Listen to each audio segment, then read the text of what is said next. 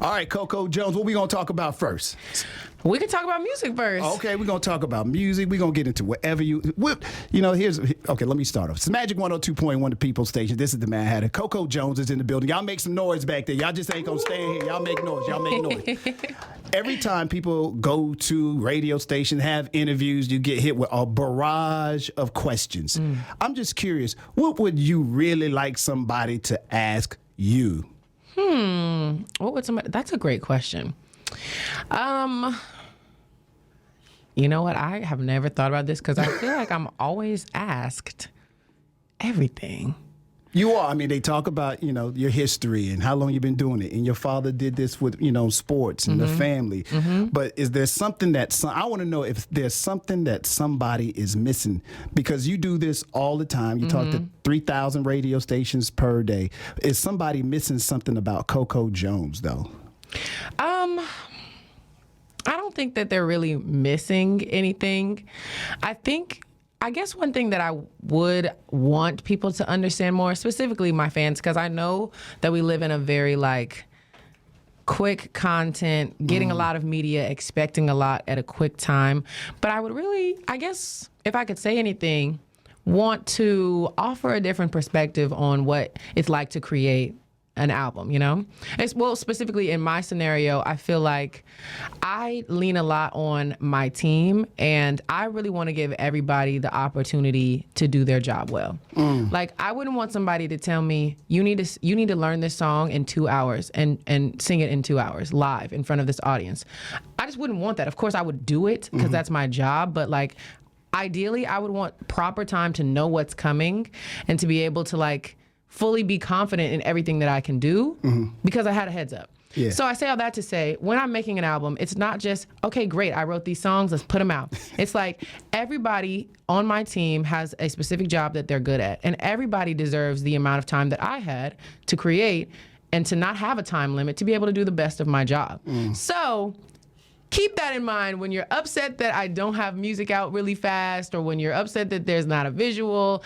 It's just not always in the timeline that I know my fans would want, but it's the best timeline because everybody has the ability you really feel a certain amount job. of pressure from, especially in the social media world. They'll hit you hey, I ain't seen no album yet. Yeah. Is there a pressure that goes along with that? I feel this pressure. It's more that I just feel like it's not talked about enough. That this is more than just me and a producer. It's literally so much more. It's marketing, it's creative directing, it's radio. It's all of these things that take time. And so I feel like if I could say anything, I would just say maybe think a little bit more into what it takes to put together an amazing project. And then maybe you'll have a little more grace with the timelines, with all the artists. You know what I'm saying? Okay, now, is that a different view because you've done this for so long and you've done it on two different sides? You've done it from a television perspective, you've done it from making record perspective, so it's a deeper perspective. I think it's from from artists, because most artists, they come in the game and the expectation is different as well. You've been doing this since here and seen it from two different sides. Well, I think for me, the perspective is from being an independent artist to being signed. Because when I was first signed, I was 14. Right. I wasn't checking for the timelines. I was just happy to be in the studio. I didn't care, honestly, about anything else. And then as an independent artist, it was all up to me.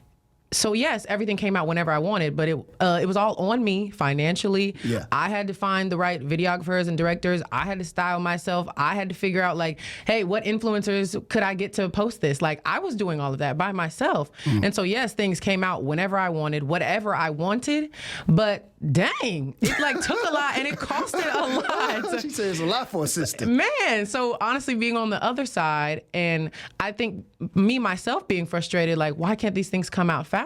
I didn't even understand what everyone was doing. So I pride myself on asking a lot of questions to figure out what is happening, what's going on, and that kind of gave me the different perspective on okay, yeah, that was that timeline of me being able to do whatever I wanted, but I also had to do everything, and I don't want to do everything anymore. I dig that you appreciate the team. I think oftentimes, because I've been doing this for a long time, you see people who don't appreciate the record reps, the artist in the background that might help you with your hair. I think sometimes you see them almost, I don't want to use the word abuse, but sometimes it comes across to me from this perspective as almost abuse sometimes. But it's cool to see somebody say, I appreciate my team, but I'm expecting my team to do a certain job.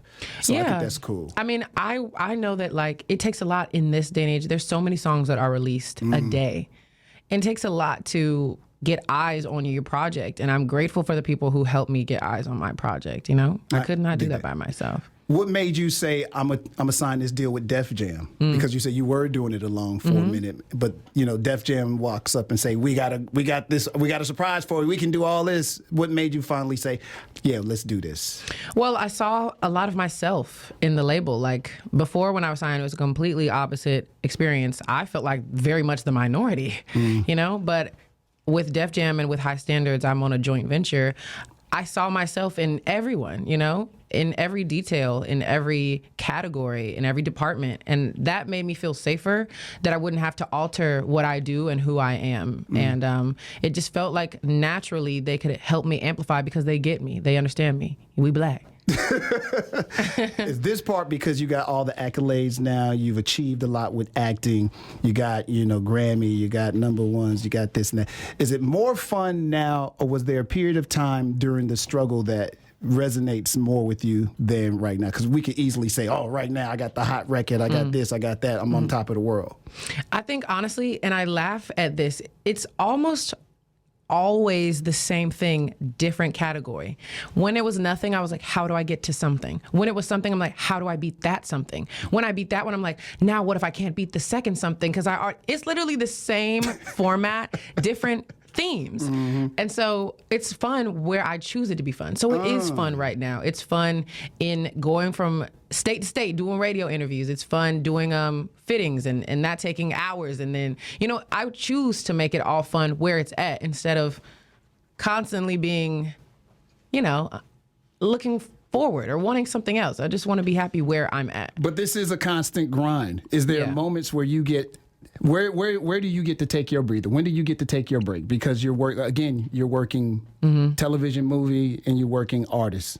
Yeah, well, I mean, naturally breaks happen. I mean, there are some days where like there's less to do. There's some days where there's nothing to do. And those are the days that I can see on my calendar, whether it's weeks away or days away, but I can just hold on for those days.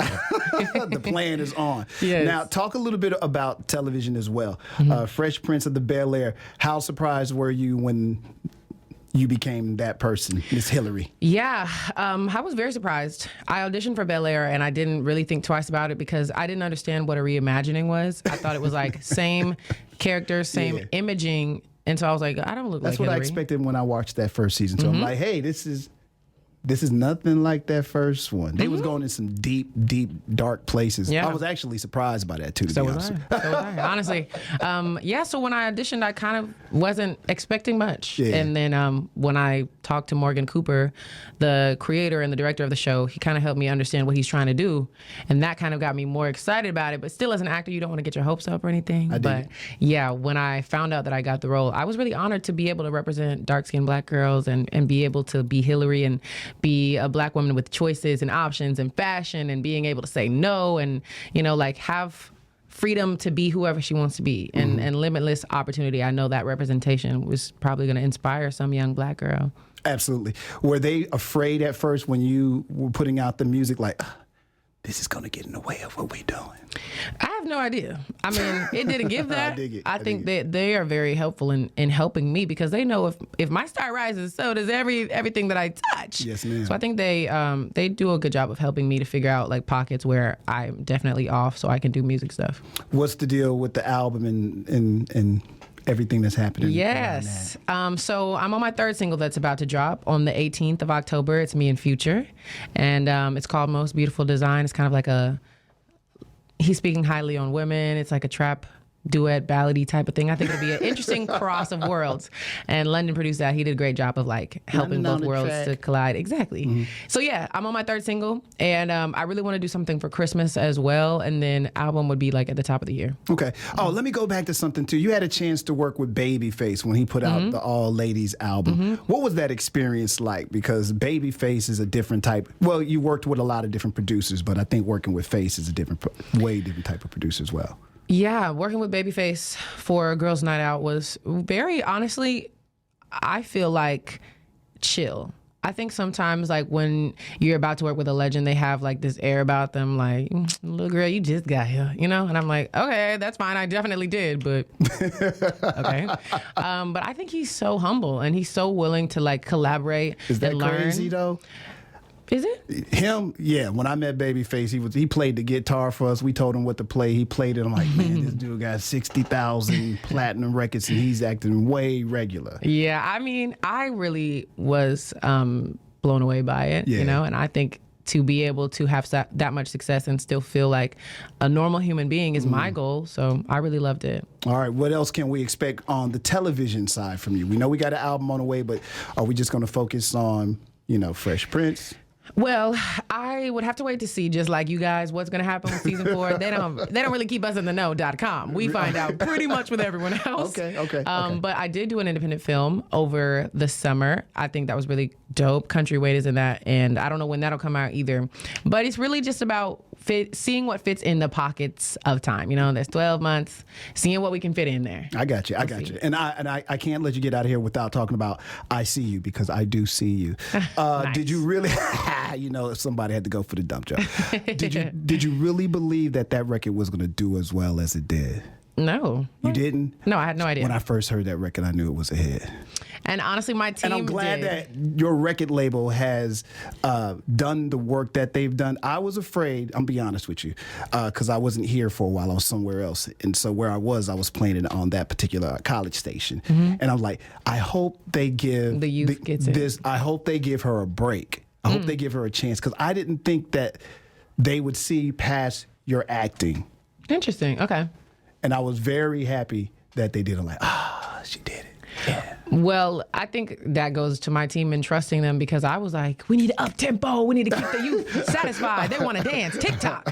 And they were like, it's this one. And I was like, I just did that just because I can do that. I didn't know who was going to run with that. But yeah, I mean, it has opened up a lot of doors. So you did not believe it? You didn't think that was the single to go with, to push? No, because, I mean, if you look at the songs that I dropped previously before that, they were more up-tempo, more less soulful. Just definitely just less soulful, What you mean. But I think sometimes with things like that, like the way it aligned and how that song just kind of chose me, I kind of look at that pattern now as I'm creating my debut album, like as I'm working on my project. Like I didn't know, and I felt uncomfortable with that option, but it just kind of chose me. That music called to me. So that's kind of the feeling that I run with. Well, congratulations to you. I'm so happy to see you doing your thing in that. They had your back, girl. I was very concerned about the dark-skinned sister, but you hearing you doing your thing. My girls, they rock with me the long way. So I appreciate you, Coco Jones. Thank you so much. And just remember, I see. Not you doubling down. Let me get out of here. Thank you.